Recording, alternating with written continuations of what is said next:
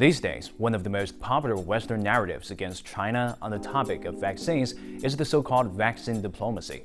But is that really the case? Let's find out in this episode of Xinhua Commentary.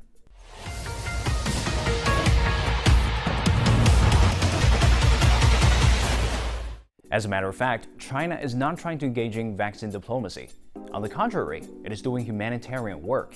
Unlike some major countries that are hoarding vaccines, China wants to see people in poor countries get immunized as well. The problem is, countries with the fewest resources are now facing the worst health and human rights outcomes, only because some developed countries simply do not give a damn about their responsibilities. The most notable example is the United States. According to a Bloomberg report last month, the U.S. government has signed contracts with domestic vaccine manufacturers, obligating them to fill massive U.S. government orders first, which is a de facto ban on vaccine exports. And this chart by Statista shows that as of March 2021, neither the U.S. nor the U.K. has exported a single dose of COVID-19 vaccine. Don't get me wrong here, the success of inoculations in the United States is to be welcomed, as every country and person in the world can only be safe amid the pandemic when others are safe as well.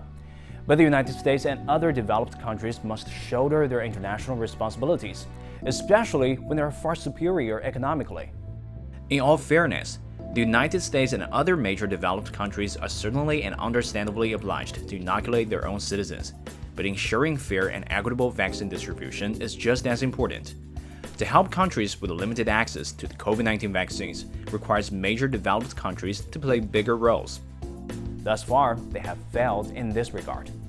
Meanwhile, China has continued inoculating its own citizens while simultaneously providing vaccine aid to 80 countries and 3 international organizations, exporting vaccines to more than 40 countries and cooperating with more than 10 nations on vaccine research, development, and production. The thing is, accusing China of vaccine diplomacy doesn't make any sense. China has generously come to the aid of its developing peers with badly needed life-saving jabs. And that's called international cooperation, not vaccine diplomacy.